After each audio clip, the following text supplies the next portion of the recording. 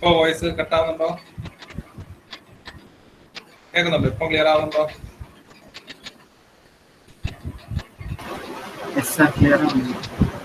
ഇപ്പൊ ഓക്കെ ആണല്ലോ, കട്ടാവുന്നില്ലല്ലോ?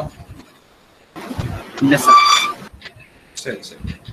അപ്പോ ഹാമിംഗ് കോഡ് എന്ന് പറഞ്ഞാൽ നമ്മൾ ഇതുവരെ പഠിച്ചിട്ടുള്ള ലീനിയർ ബ്ലോക്ക് കോഡിന്റെ തന്നെ അതിന്റെ അകത്തുള്ള ഒരു കോഡ്. നമുക്ക് ലീനിയർ ബ്ലോക്ക് കോഡിന്റെ ഒരു പർട്ടിക്കുലർ സ്പെഷ്യൽ കേസ് ആയിട്ട് നമുക്ക് പറയാം. It is a Hamming code.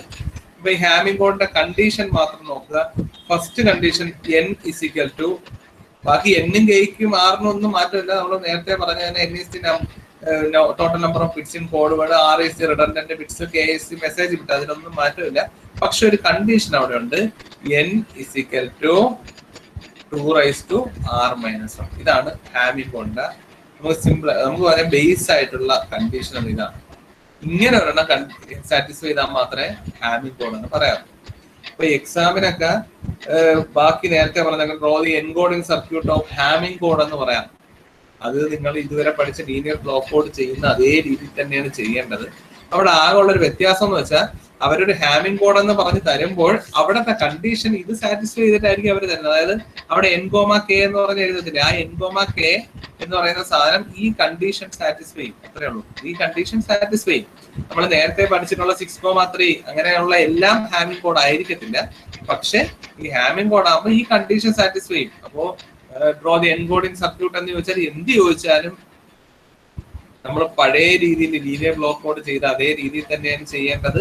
ആകെ ഉള്ള ഒരു വ്യത്യാസം എന്താണ്? It should satisfies this condition, n is equal to 2r-1. അതായത് total number of bits of code word is equal to 2 redundant bits -1. അപ്പൊ നമുക്ക് ഏതെങ്കിലും ഒരു കോഡ് തന്നിട്ട് അതിന്റെ ഹാമിംഗ് കോഡ് ആണോ എന്നൊക്കെ ചെക്ക് ചെയ്യാൻ പറഞ്ഞാൽ, ഇപ്പൊ 6,3 അല്ല n,k ഇതൊരു ഹാമിംഗ് കോഡ് ആണോ എന്ന് ചോദിച്ചാൽ നമ്മൾ ചെക്ക് ചെയ്യുക. 6 ഈക്വൽ ടു 2 ഇവിടെ r എന്താണ്? ഇത് n-ഉം ഇത് k-യും അല്ലെ? അപ്പൊ n-k is equal to 3. r എന്ന് വെച്ചാൽ എന്താണ്? n-k is equal to 3. അതാണ് r അല്ലെ? ഇതിന്റെ r എന്ന് പറയുന്നത്. അപ്പൊ 2 എന്താണ്? 2n-k 2r3 -1, 2 8 -1 7 ആണ്. കണ്ടീഷൻ സാറ്റിസ്ഫൈ ചെയ്യത്തില്ല.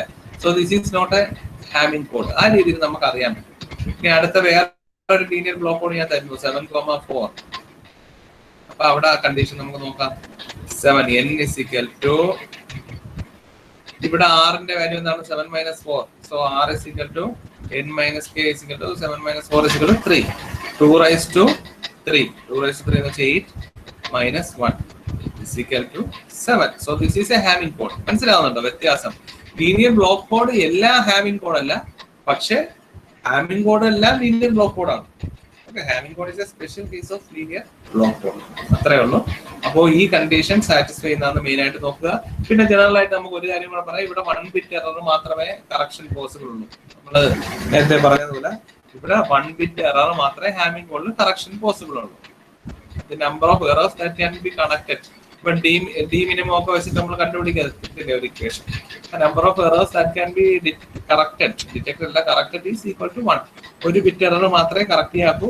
നമ്മൾ പഠിച്ചിട്ടുള്ളതെല്ലാം ഒരു ബിറ്റ് മാത്രം കറക്റ്റ് ചെയ്യാവുന്ന ലീനിയർ ബ്ലോക്ക് കോഡ് തന്നെയാണ് നമ്മൾ ഇതുവരെ പഠിച്ചത്. ഒന്നിൽ കൂടുതൽ കറക്റ്റ് ചെയ്യുന്ന ടെക്നിക്ക് ഒന്നും നമ്മൾ പഠിച്ചിട്ടില്ല. ക്ലിയർ ആയല്ലോ? ശരി. അപ്പൊ അതുകൊണ്ടാണ് അത് ഞാൻ എടുത്ത് പറയാത്തത്. ഇനി രണ്ടാമത്തെ condition n-k is equal to r ആണ്. നമുക്കറിയാം അല്ലെ? n-k is equal to r ആണ്. അപ്പൊ k is equal to n-r ആണ്. k is equal to n-r ആണ്. k is equal to n-r ആണ്. അത് തന്നെയാണ് ഇവിടെ എഴുതിക്കുന്നത്. n-r, n-ന്റെ വാല്യൂ നമ്മൾ ഓൾറെഡി മേലെ എഴുതിയിട്ടുണ്ട്. n is equal to 2r-1 r ആണ്. പിന്നെ n-k is equal to r general equation, അതിലൊന്നും പ്രാധാന്യമില്ല. അപ്പൊ ഇതിൽ ഏറ്റവും ഇമ്പോർട്ടന്റ് സാധനം എന്താണ്? n is equal to 2r-1. പിന്നെ ചില ടെക്സ്റ്റ് ബുക്കിൽ വേറെ കണ്ടീഷനും കിടപ്പുണ്ട്. പക്ഷെ അതിൽ ഏറ്റവും കൺവീനിയന്റും നമുക്ക് ഈസിലി പഠിക്കാൻ പറ്റിയതും ആപ്റ്റ് ആയിട്ട് തോന്നിയ ഇക്വേഷൻ ഇതാണ്. n is equal to 2r-1. വേറെ ഇക്വേഷനും ഉണ്ട്. വേറെ ഇക്വേഷൻ ഉള്ളത് ഏതെങ്കിലും ക്വസ്റ്റ്യനിൽ അങ്ങനെ n മാത്രം വെച്ച് ചോദിച്ചിട്ടുണ്ടെങ്കിൽ നമുക്ക് ആ ഇക്വേഷൻ കൂടെ നോക്കാം. ആ വേറെ ഇക്വേഷനിൽ പറഞ്ഞിരിക്കുന്നത് n 1 second.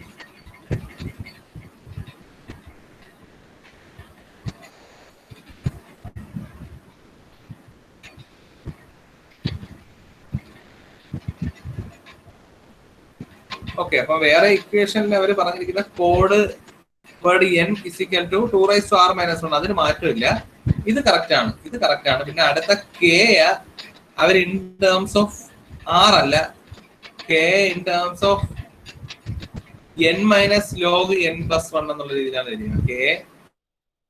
അപ്പൊ ആ ഒരു ഇക്വേഷൻ ഞാൻ ജസ്റ്റ് എഴുതാം, പക്ഷെ അത് നമ്മൾ അങ്ങനെ എക്സാമിന് അത് വലിയ പ്രാധാന്യമില്ല. പിന്നെ അത് പഠിക്കാൻ കുറച്ച് മെനക്കേടും കൂടെയാണ്. K less than or equal to n minus log 2 n plus 1. അഥവാ n മാത്രം തന്നിട്ടുണ്ട്, അതിൽ നിന്ന് 6 തന്നിട്ടില്ലെങ്കിൽ പോലും കെ കണ്ടുപിടിക്കാനുള്ള ഇക്വേഷൻ ആണിത്. ഇത് ജസ്റ്റ് ഒന്ന് നോട്ട് ചെയ്ത് വെക്കുക. അഥവാ n മാത്രം തന്നിട്ട് അതിൽ നിങ്ങൾ കെയും എല്ലാം കണ്ടുപിടിക്കാൻ തരുന്നുണ്ടെങ്കിൽ ഈ ഇത് ഉപയോഗപ്പെടും. പക്ഷെ നോർമലി സാധാരണ n, k തന്നിരിക്കുന്നുണ്ട്, നമ്മളെ ഈ ഇക്വേഷൻ തന്നെ എനിക്ക് ഗുണം ഉണ്ടാവുന്നത്. അഥവാ ട്വിസ്റ്റ് ചെയ്ത് തന്നെ ചോദിക്കുകയാണെങ്കിൽ ഈ ഇക്വേഷൻ ഓർക്കുക, n minus log 2 n plus 1. അത് ജസ്റ്റ് നോക്കുക. കെയുടെ കേസ് എന്നിനൊന്നും മാറ്റമില്ല. കെ ഇവിടെ നമ്മൾ ഡയറക്റ്റ് കണ്ടുപിടിച്ചു, അവിടെ n minus log 2 n plus 1. അതൊന്ന് ജസ്റ്റ് ഓർത്ത് വെക്കുക, അത്രേ ഉള്ളൂ. ശരി, അപ്പോ ഇനി ഹാമിംഗ് കോഡ് നമ്മൾ ഡിസ്കസ് ചെയ്യുമ്പോൾ മെയിൻ ആയിട്ട് അവിടെ പഠിക്കേണ്ട കുറച്ച് ടേംസ് ഉണ്ട്.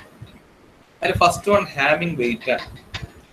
ഹാമിംഗ് വെയിറ്റ് എന്ന് പറഞ്ഞാൽ ഒന്നുമില്ല, നമ്മൾ ഓരോ കോഡ് വേർഡ് കണ്ടുപിടിക്കുമല്ലോ, അതിൽ എത്ര നോൺ സീറോ എലമെന്റ്സ് ഉണ്ട്, that is the Hamming weight. ഒരു കോഡ് വേർഡ് തന്നിട്ട് അതിൽ എത്ര നോൺ സീറോ എലമെന്റ്സ് ഉണ്ട്, നമുക്ക് വേറൊരു രീതിയിൽ പറഞ്ഞാൽ അതിൽ എത്ര വൺ ഉണ്ട്. നമ്മൾ ബൈനറി ആണല്ലോ പഠിക്കുന്നത്, അപ്പൊ അതിൽ എത്ര വൺ ഉണ്ട്, ആ വണ്ണിന്റെ എണ്ണമാണ് അതിന്റെ ഹാമിംഗ് വെയിറ്റ് എന്ന് പറയുന്നത്. നമ്മളൊരു കോഡ് വേർഡ് പല നമ്മൾ അല്ലെ, ഇപ്പൊ മെസ്സേജ് 3 മെസ്സേജ് ആണെങ്കിൽ ഉണ്ടെങ്കിൽ 2⁻3 8 മെസ്സേജിന് കറസ്പോണ്ടിങ് 8 കോഡ് വേർഡ് ഉണ്ടാവും. ഓരോ കോഡ് വേർഡും നോക്കുന്നു. ഫോർ എക്സാമ്പിൾ ഇപ്പൊ ഇവിടെ ഒരു എക്സാമ്പിൾ എടുത്തിട്ടുണ്ട്. First code word C1 00101110. ഈ കോഡ് വേർഡിന്റെ കറസ്പോണ്ടിങ് ഹാമിംഗ് വെയിറ്റ് എങ്ങനെയാണ് കണ്ടുപിടിക്കുന്നത് വെച്ചാൽ ഈ നമ്പർ ഓഫ് നോൺ സീറോസ്, അല്ലെങ്കിൽ നമ്പർ ഓഫ് നോൺ സീറോസ് എന്ന് പറയാം, ഒന്നീ 0 അല്ലെങ്കിൽ 1 വരും. So we can also say number of ones. ഇവിടെ എത്ര വൺസ് ഉണ്ടെന്ന് നോക്കാം, 1 2 3. So Hamming weight will be 3. ഇനി ഞാൻ വേറൊരു എക്സാമ്പിൾ എടുക്കാം, 100100. ഇതിന്റെ ഹാമിംഗ് വെയിറ്റ് എത്രയാണെന്ന് വെച്ചാൽ എങ്ങനെയാണ്, ഇതിന്റെ ഹാമിംഗ് വെയിറ്റ് എത്രയാണ്, number of non zero elements അല്ലെങ്കിൽ നമ്പർ ഓഫ് വൺസ് എത്ര 2.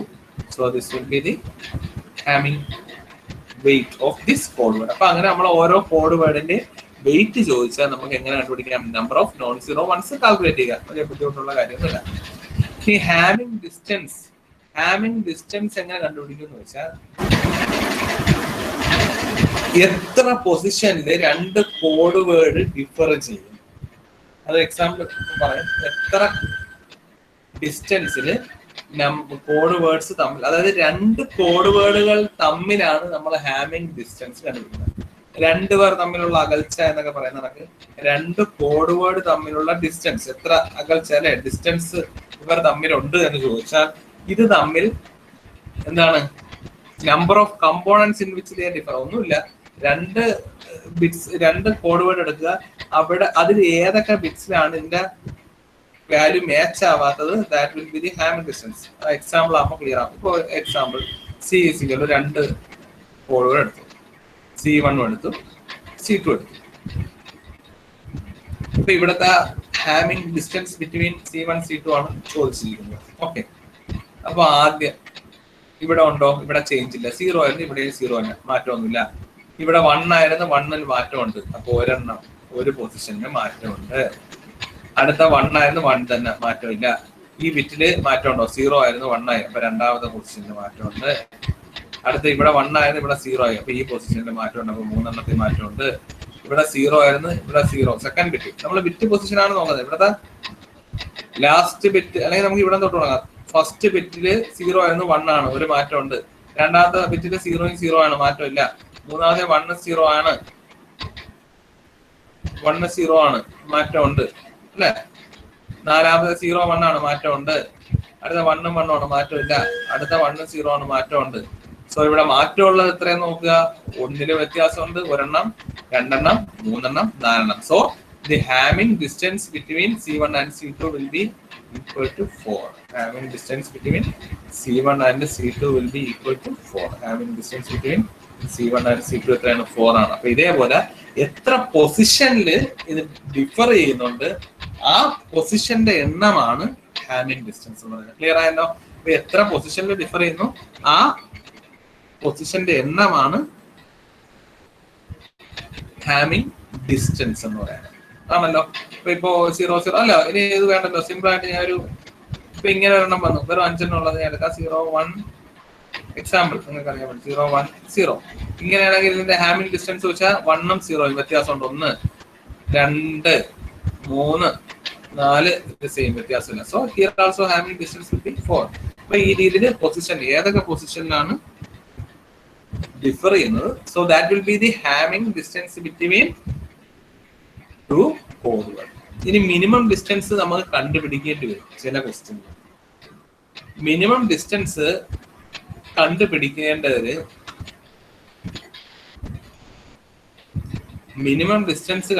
ഇപ്പൊ നമുക്ക് find the value of D minimum, അല്ലെങ്കിൽ how many errors can be design a code word and how many errors can be detected or corrected എന്നൊക്കെ ചോദിച്ചാൽ നമുക്ക് അവിടെ D മിനിമത്തിന്റെ ആവശ്യമുണ്ട്. ഡി മിനിമം ക്വസ്റ്റ്യനിൽ ചിലപ്പോൾ ഡയറക്റ്റ് തന്നില്ല എന്ന് വരും. പ്രോബ്ലം ചെയ്യുമ്പോൾ ക്ലിയർ ആവും.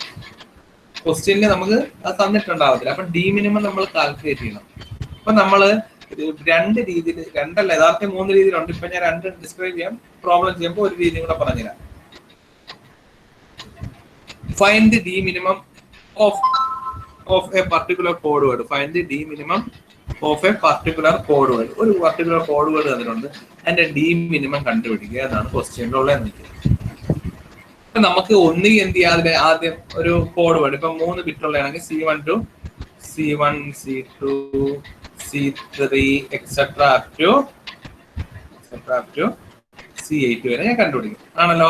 എന്നിട്ട് മിനിമം ഡിസ്റ്റൻസ് കണ്ടുപിടിക്കുക. ആദ്യം C1 C2 ഡിസ്റ്റൻസ് നോക്കി, C1 C3 നോക്കി, C1 C4 നോക്കി, C1 C5 നോക്കി, C1 C6 C1 C7 C1 C8 C2 C3 C2 C4 നോക്കി, C2 C5 നോക്കി. അങ്ങനെ എല്ലാം നോക്കി എല്ലാ ഡിസ്റ്റൻസും കണ്ടുപിടിച്ച് കഴിയുമ്പോൾ ഏറ്റവും കുറവ് ഡിസ്റ്റൻസ് ഏതാണ്, that will be the minimum distance. പക്ഷെ ഒരു ഹെക്ടിക് ആയിട്ടുള്ള ജോബാണ് അല്ലെ. That will be the minimum distance. അങ്ങനെ കണ്ടുപിടിക്കാം. പക്ഷേ അതിൽ നിന്ന് എളുപ്പം കണ്ടുപിടിക്കാവുന്നുണ്ട്.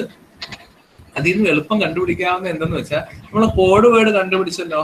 C1 ഒരു കോഡ് വേർഡ്, C2 ഒരു കോഡ് വേർഡ്, C3 ഒരു കോഡ് വേർഡ്, അങ്ങനെ എക്സെട്ര ടു C8 വരെ കണ്ടുപിടിച്ചു.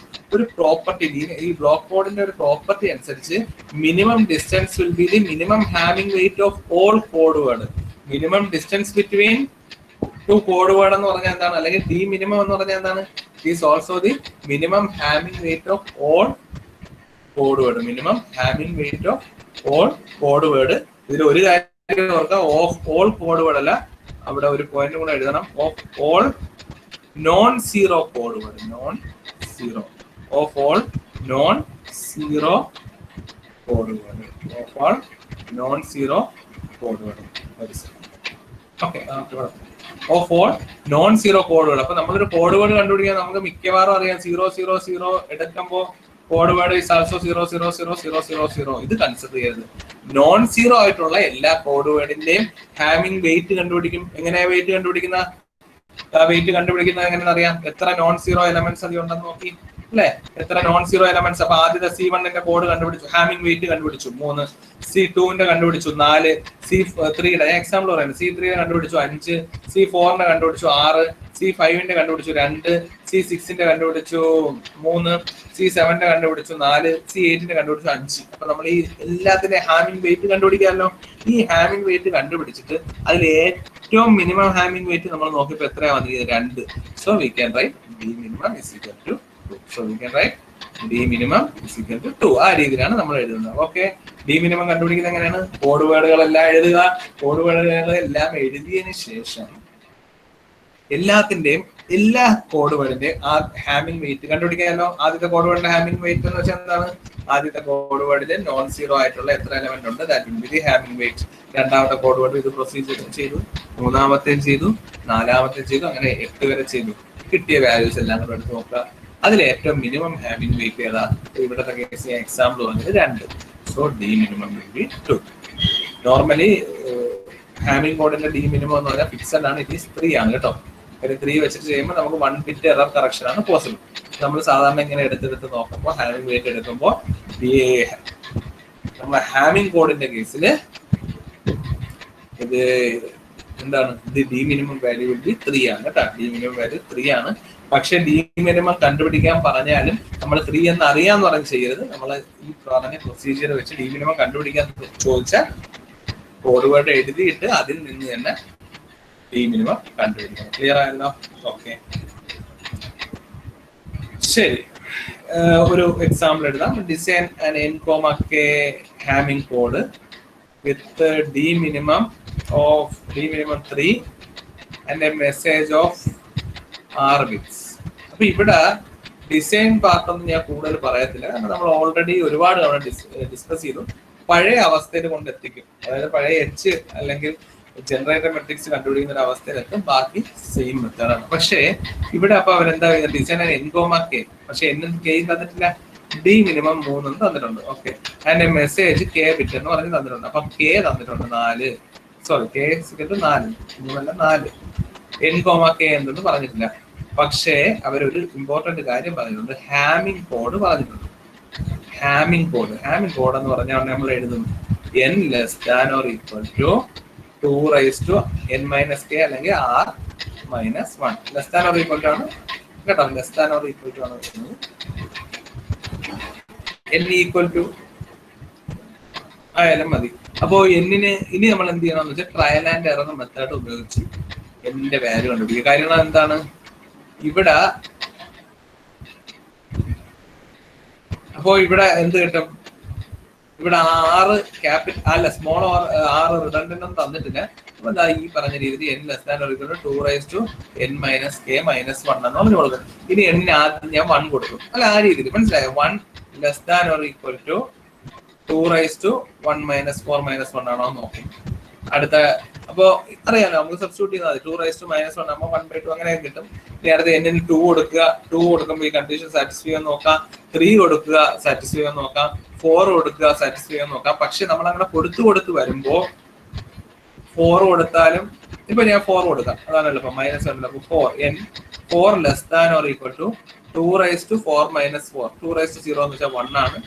1 മൈനസ് 1 കണ്ടീഷൻ സാറ്റിസ്ഫൈ ചെയ്യുന്നില്ല, കാരണം 4 less than or equal to 0 ആണോ? അല്ലല്ലോ, അപ്പൊ അത് തെറ്റാണ്. അടുത്ത നമ്മൾ 5 കൊടുത്തു. 5 ഇതേ രീതിയിൽ നോക്കി. 6 കൊടുത്തു അല്ലെ, 6 കൊടുത്തു. 6 കൊടുക്കുമ്പോ എന്താണ്? 6 less than or equal to 2 raise to 6 minus 4 ആകുമ്പോൾ 2 സ്ക്വയർ 4 മൈനസ് 1 തെറ്റല്ലേ? 6 less than or equal to 5 തെറ്റാണ്. അപ്പൊ ഇതും പറ്റത്തില്ല. എപ്പോഴും ഈക്വൽ ടു ആണ് മിക്കവാറും വരുന്നത് കേട്ടോ ഈ കണ്ടീഷൻ. അപ്പൊ അടുത്ത നമ്മൾ 7 കൊടുത്തു. അപ്പൊ 7 less than or equal to 2 raise to 7 minus 4. അപ്പൊ 2 cube 8 minus 1. 7 less than or equal to, അതാണ് ഞാൻ പറഞ്ഞത് മിക്കവാറും ഈക്വലേ വരും. 7 ഈക്വൽ ടു 7 അല്ലെങ്കിൽ less than or equal to. So അല്ലെ 7 less than or equal to അല്ലെ, അവിടെ 7 ഈക്വൽ ടു 7 ആയി. സോ ഇവിടെ n ന്റെ വാല്യൂ നമുക്ക് എന്ത് കിട്ടി? n equal to 7. n കിട്ടിക്കഴിഞ്ഞു. k ഇവിടെ അറിയാം, ഈ ബാക്കി കണ്ടുപിടിക്കാനൊന്നും ഒരു ബുദ്ധിമുട്ടില്ലല്ലോ. അപ്പൊ 7,4 ഹാമിംഗ് കോഡ് അല്ലേ നമുക്ക് കിട്ടിയത്. ക്ലിയർ ആയല്ലോ? ഓക്കെ, ഇനി ഈ ക്വസ്റ്റ്യൻ എന്ന് വെച്ചാൽ ഒരു കാര്യം ഓർക്കുക, ഹാമിങ്ങിന്റെ മാത്രമല്ല ഏതിൽ വേണമെങ്കിലും ഈ രീതിയിൽ നമ്മൾ ഒത്തിരി ഇതൊരു ട്വിസ്റ്റ് ആയിട്ടുള്ള ഒരു ക്വസ്റ്റ്യൻ ആണ്. സാധാരണ ക്വസ്റ്റ്യൻ നമുക്ക് പാരിറ്റിയോ ജനറേറ്റർ മെട്രിക്സോ വല്ലതും ഒക്കെ തന്നിട്ട് നമുക്ക് എന്ത് ചെയ്യാൻ കണ്ടുപിടിക്കാൻ പറ്റും. ഇവിടെ അവരൊരു ട്വിസ്റ്റ് ആയിട്ടുള്ള ഒരു കാര്യം തന്നിട്ടുള്ളതെന്ന് വെച്ചാൽ എച്ച് ഒന്നും തന്നിട്ടില്ല. എച്ച് അങ്ങനെ തരാതിരിക്കുമ്പോൾ നമ്മൾ എന്ത് ചെയ്യണം എന്ന് വെച്ചാൽ എച്ച് കണ്ടുപിടിക്കണം. എച്ച് കണ്ടുപിടിക്കണം ആണല്ലോ. എച്ച് നമുക്കറിയാം, എച്ച് ആർ എൻ ആണ്. എച്ച് ആർ എൻ ആണ്. അതിൽ എന്തൊക്കെ വരുമെന്ന് നമുക്കറിയാം അല്ലെ. ഈ ട്രാൻസ്പോസും ഐ എൻ മൈനസ് കെയും വരും, ട്രാൻസ്പോസ് ഐ എൻ മൈനസ് കെയും ഒക്കെ വരും. അപ്പൊ എച്ച് ട്രാൻസ്പോസ് എന്ത് വരും എന്ന് വെച്ചാൽ എച്ച് ട്രാൻസ്പോസ് എന്ന് പറയുമ്പോൾ ഇതിന്റെ നേരെ തിരിയും അല്ലെ, റോ ആയിട്ട് എഴുതിയ നേരെ കോളായിട്ട് എഴുതും. അപ്പൊ പി ട്രാൻസ്പോസിന് വരും റോയും കോളും ഇന്റർചേഞ്ച് ചെയ്താണ് എഴുതുന്ന പി ആയി മാറും. ഇതിന്റെ ഐഡന്റി മെട്രിക്സിന്റെ ട്രാൻസ്പോസും സെയിം തന്നെ വരും. അതുകൊണ്ടാണ് ഇവിടെ ഐ എഴുതിയത്. യഥാർത്ഥത്തിൽ I N minus K transpose എഴുതിയാലും സെയിം തന്നെ വരും. ഓക്കെ, അതെങ്ങനെയാണ്?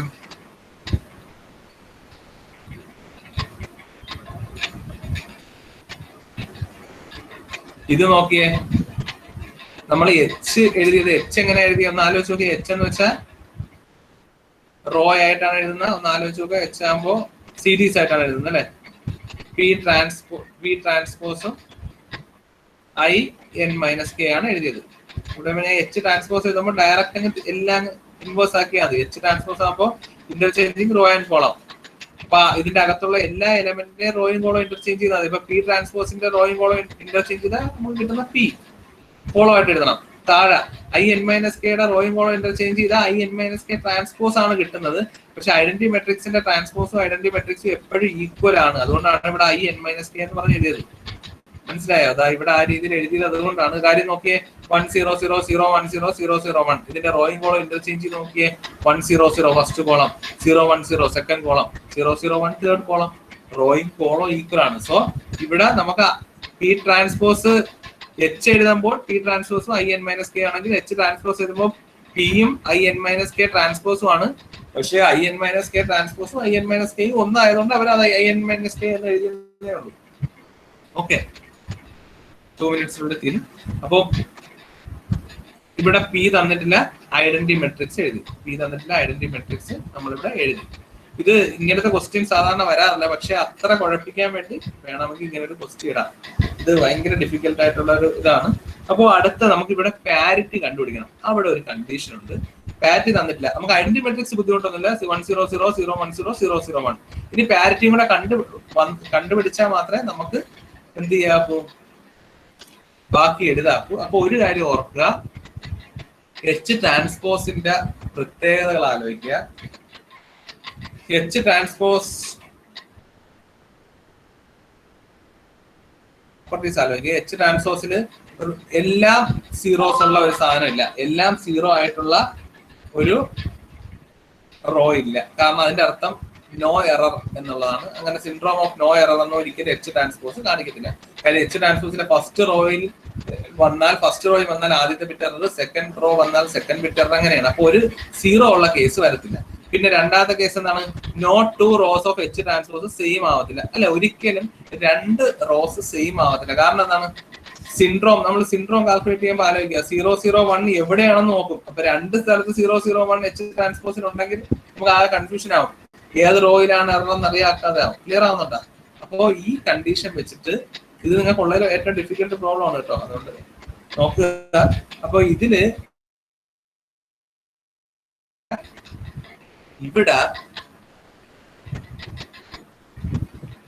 ഇവിടെ എച്ച് ട്രാൻസ്പോസിന് ഒരിക്കലും സീറോ എലമെന്റ് വരത്തില്ല. 2 റോസ് ഒരിക്കലും എച്ച് ട്രാൻസ്പോസിന് സെയിം ആയിട്ടും വരത്തില്ല. ഈ കാര്യങ്ങൾ ഓർമ്മയുണ്ടല്ലോ. അപ്പൊ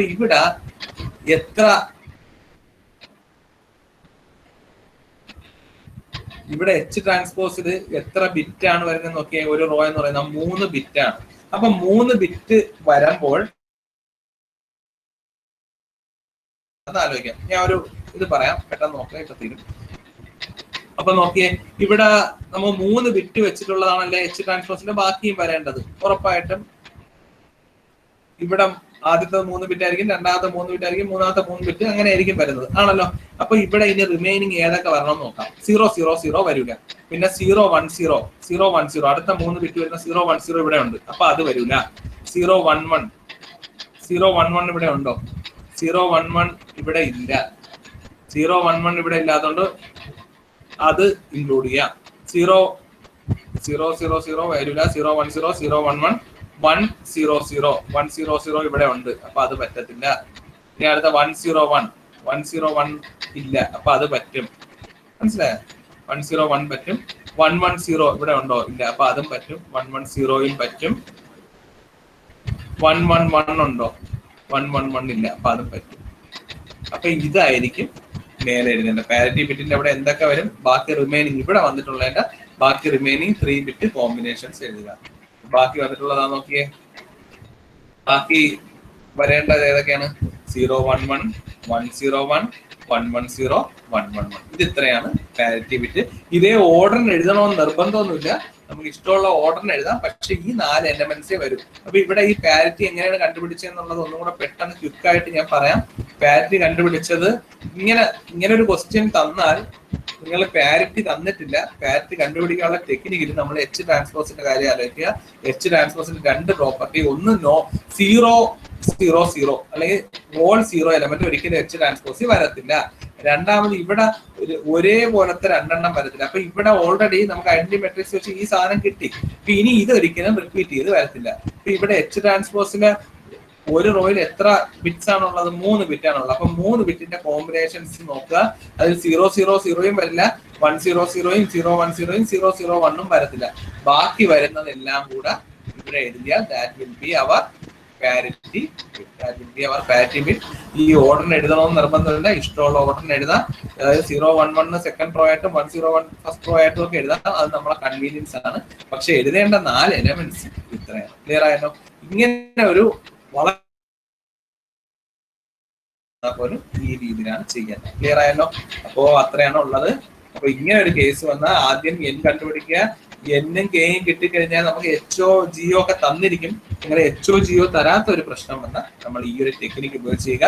എച്ച് ട്രാൻസ്പോസിൽ 0 വരത്തില്ല, അതേപോലെ തന്നെ എച്ച് ട്രാൻസ്പോസിൽ 0 വരത്തില്ല, ഒരേപോലത്തെ 2 എണ്ണം വരത്തില്ല. അപ്പൊ ഐഡന്റിറ്റി മെട്രിക്സിന്റെ എലമെന്റ് എല്ലാം ഒഴിവാക്കുക.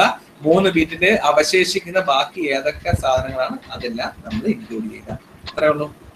ഓക്കെ, എന്തെങ്കിലും ഡൗട്ട് ഉണ്ടെങ്കിൽ ചോദിക്കാം.